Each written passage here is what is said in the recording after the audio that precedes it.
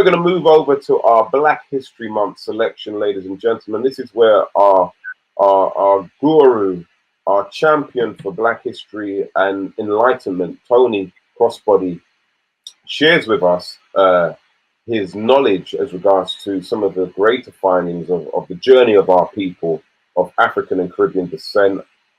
It's an absolute pleasure. Please, ladies and gentlemen, one more time for Tony Crossbody. What have you got for us, sir? What have you got for us? Well, tonight, I thought I'd mix in a little science with history, just to mix it up a bit. So if we can just have the first slide, please.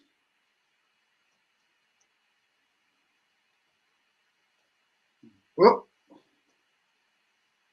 there we go. First slide, thank you very much. So tonight, basically, I want to discuss the science called craniometry. What is craniometry? Next slide. Craniometry is actually the study of skull size. Okay. Now, when anthropologists actually find a skeleton, they are able to confirm the racial origin of that skeleton based upon size of skull. Mm. So as you can see here, they're using calipers to actually measure the width and the length. And by dividing both numbers, the answer to that sum makes them decide which category of skull that person would be, right? Okay, so, I'm with you. Right, so the category that we want to talk about tonight, next slide, is this category here. It's called dolichocephalic. All together? Dolichocephalic. Right. You got that. Good. So this is a very interesting category. And we'll just play this next video and talk about it a little bit more.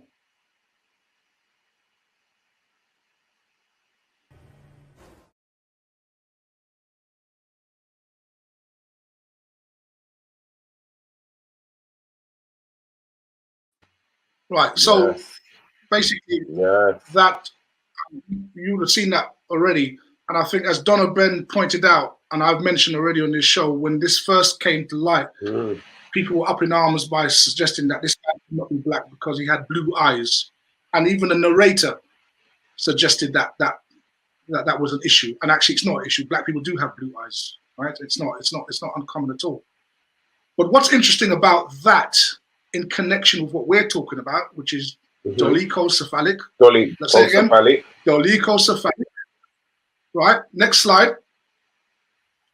I want to show you something here. Right, so if you look at where I've underlined it, okay?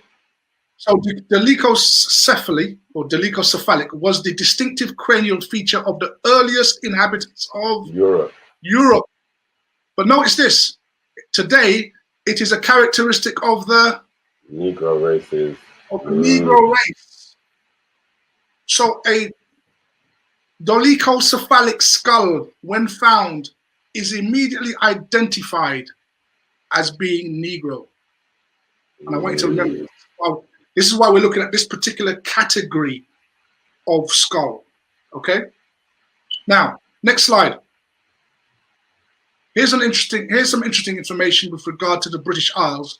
Long after Cheddar Man, who's assumed to have been here from about 7000 BC, when the Romans first came to these islands, they met a set of people who they call the Silures.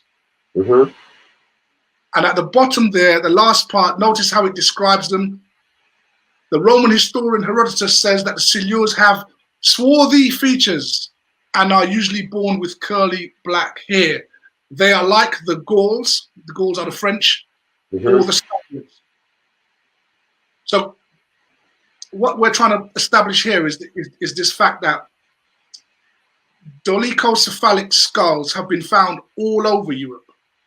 And they were here long before anybody else. These were the original Europeans and the original British and Irish peoples and Scottish peoples.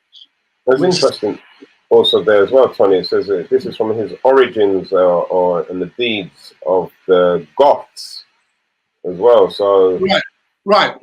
you know, so it's quite interesting that there's so many different fractions where you can see that the template is and the origins are of black people. Right. And you know, the biggest lie and the con you see that has been perpetrated on the world is that whenever you see anyone black, they must be from Africa. They could never be indigenous to Europe, to Asia, or to any of the other continents. Well, you see And what the so, thing. Sorry, Tony. The thing that you're highlighting here, which you know, is just come to me, is that this all makes sense now. Why racism is really a modern day problem, and that there were, you know, they were. When you look at the history of racism, it stems from a specific point in time. That there is no racism mentioned before that, and that's because we were everywhere right, originally. right. But there seems to be a concerted effort, right? Once the continents were taken over, there seems to be a concerted effort to wipe the name of black people out of history completely, right? Yeah. And to do that successfully, the place they started with was Egypt, right? They started with Egypt because if they can pull and extract Egypt out of Africa, they can pull everywhere else. Black people too. Let's run this next one.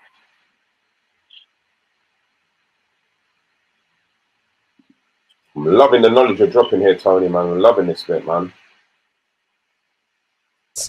Came to the study of ancient Egypt and ancient Nubia from the perspective of Semitic languages or the study of the Hebrew Bible. And it was very important to them to bring Egypt specifically into the sphere of biblical studies. And so they had to carve Egypt away from Africa to bring it into that sphere. And the way that they did that was they used race. So these early archaeologists effectively made ancient Egypt white in the sense that they made it part of a dominant Western culture, and ancient Nubia was separated from that. It was black. And this was how they took Egypt out of Africa and put it into this Semitic sphere, this biblical sphere. And it's only in recent decades. Right, so there's the admission, you see. There is the admission that they had to pull Egypt out of Africa because they held Egypt as high esteem and sort of foundation of Western society. And this is why when Napoleon's men first arrived there, obviously they dealt with the noses of many of the statues, so they couldn't be identified. And so you have this pattern of behavior, both in the sciences and in the history, where black people are nowhere to be seen. But in reality, as we'll get to discover, black people are actually the center of all civilizations and all the great religions. So that was talking about, that video was talking about Egypt. I want to now pull up something that might interest you, Mr. C. Something from the Jewish. No, not yet. Let's pull up that the next slide. Let's pull up the next slide. Right, just to remind you again. So dolichocephalic, right, is a term in reference to Negro skulls, right? Another term is either long-headed or big-head, right? It is specifically referring to Negro skulls. Next slide. Now this is where it gets really interesting. In the Jewish encyclopedia, right? In the Jewish encyclopedia, they talk about the ancient Hebrews, right? Now, of course, the Jews are known as a Semitic people, right? That's right. So Semitic named after Shem, who was one of the three sons of Noah that came out of the ark, right? So they're called Semitic, right, after Shem, right? And notice that it identifies all Semitic skulls. If you can see that there on your screen, underlined, it says all Semitic skulls are dolichocephalic. The pure Semitic skull is deso. Right. So what is dolichocephalic? Dolichocephalic skull is Negro. Therefore, Semitic is Negro. Wow. Right? Going a little further down, looking where I've underlined it again, it says that if the ancient Hebrews were of the same stock as the modern non-Jewish Semites, right, and modern Jews are their descendants, then a pure dolichocephalic type of head would be expected among the Jews. It's saying, well, look, if the ancient Hebrews are dolichocephalic, which is black, which is Negro, then you should find the same connection with the modern day Jews. Right. But the article goes on to say that that is not what you find. So there's a problem. The ancient people are not connected to the modern people who claim that heritage. See, the ancient Jewish or the ancient Hebrew skulls are dolichocephalic. The modern day Jewish skulls are not dolichocephalic. And this is from their own writings. I'm not making this up. You can check this for yourself. This is in the JewishEncyclopedia.com. In the JewishEncyclopedia.com. So if they are telling you that the ancient Hebrews, they're telling you the ancient Hebrews are black, they're also Semitic, and the implication is that they are not. Boy, I have to rub my dollar syphilitic, you know. What? This knowledge you're dropping today, sir. Why? So that's from their own writings, right? So this is not from some dodgy YouTube website or somewhere where we just made up. They are themselves saying it, that the ancient Semitic peoples are dolichocephalic. Dolichocephalic are Negroes, and they have found that there is no connection between the modern day peoples and those who were dolichocephalic. So what we're looking at here are two different sets of people.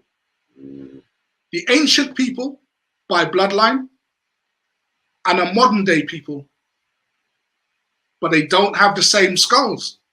Now, skulls never change. They actually never change throughout history.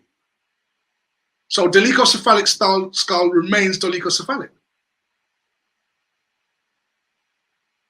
Yeah. Next slide. So in a book, again, entitled The Jews, A Study of Race and Environment, right? It points out, right, the skulls of most of the Sephardim. Now the Sephardim were Jews who were living in Spain and Portugal, right, particularly in the Middle Ages, right, before they were driven out by the Portuguese, right?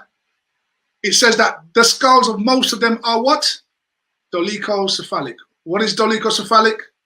Negro. So the Sephardim Jews, the original Sephardim Jews, are blacks. All right, so I want you can do some research on this yourself. Dolichocephalic. Which racial group are dolichocephalic? And in their own writings, they're telling you dolichocephalic are the original Semites, are the original Hebrews. Next slide. Which makes sense, really, because Spain and Portugal are so close to Africa anyway. So close. The question is, who are these people? See? Who are these? They themselves have defined what Semite is. So in fact, when black people suffer from racial abuse, it's actually us that are getting anti-Semitic quotes. It's us that are suffering from anti-Semitism, because their own writings confirm that the ancient Semites are dolichocephalic, which is Negro. Yeah. And we'll leave it there for today. Well, it proves the point, like what one of the youngers was saying about Wiley, that Wiley cannot be anti-Semitic because he is Semitic. That's the point. That's the point. See, and the thing is, when we're doing this type of searching out, you've got to use, their own references. You see, because that's the way it has the credibility. They done the research. But invariably, they often don't realize what they're writing until it's found, you see. Yeah. It's the same like what we saw there with Cheddar Man, is that they were surprised that he was black. You see? Right. So, yeah. But nobody's thinking of making the connection between dolichocephalic skulls and Negroes. Yeah. But they could write it in the encyclopedia. Yes, the ancient Semites were dolichocephalic. Who's gonna find that out? But the thing is, Tony, that I think that what we've got two sections of historians or researchers, where you've got those who you've just shown us, who, you know, they find out the truth or find out their findings and they share it. And then you've got those who find things out and they bury it forever. So, you know, again, when they did their excavations and their disrespectful digging up in Egypt, there's lots of things found which will never be ever revealed to the world, because there's so much truth which will be exposed, so much lies which will be exposed, and so much truth which will be uncovered. So that's where some things are in the deepest vaults of the British Museum, never to be seen ever again. And Britain has got a history of again destroying certain things as well, or Western society has got a history of just destroying, as you said, what Napoleon did with the noses of certain artifacts in Egypt. Right. But again, also faking paintings and faking statues on an industrial scale. Yeah. I think what we have available right now gives us enough of an insight into the contribution that Black people have made to the world since its very foundation. And I would only encourage parents, along with their youngsters and their grandchildren, to sort of just look up a few of these things on YouTube. You can find them. I said dolichocephalic is a very interesting study in itself. But this is the scientific angle we take. We can look at the history, we can talk about dates, but you can't go around the science. You can't go around the skull. And that is a sure way of identifying a people. There we have another wonderful, wonderful history lesson from Tony Crossbody, ladies and gentlemen. What a fantastic way to conclude this week's What a Week live show, only here on MediaNet Live TV. Please, please, please share this information with your family members, especially the youngers, especially the elders as well, because they need to know these things. So again, please, please, please, we ask you kindly, like, subscribe, and share. But most importantly, catch us again next week on What a Week live show, only here on MediaNet Live TV. Final words, Tony. History is a beautiful thing. When things get dug up, it's a beautiful thing. So one thing, Jackie Dawkins says, if you look again at the picture of the Jewish men at the end of the chat, the headgear they wear and the beards resemble a man of darker skin. That's a very good point. It could be something in that where they're trying to reconnect with their original, with the original roots of the Semites. Very good, very good. So here we go, ladies and gentlemen. Thank you so much, everybody who's joined in the chats, from Carolyn, Jackie Dawkins, Denise Francis, Colin Allen, so many more. We thank you for your continued viewership, membership, but most importantly, we'll catch you here next week. I've been Mr. C. Tony Crossbody. We'll catch you next week. 7 p.m. Tuesday. What a week.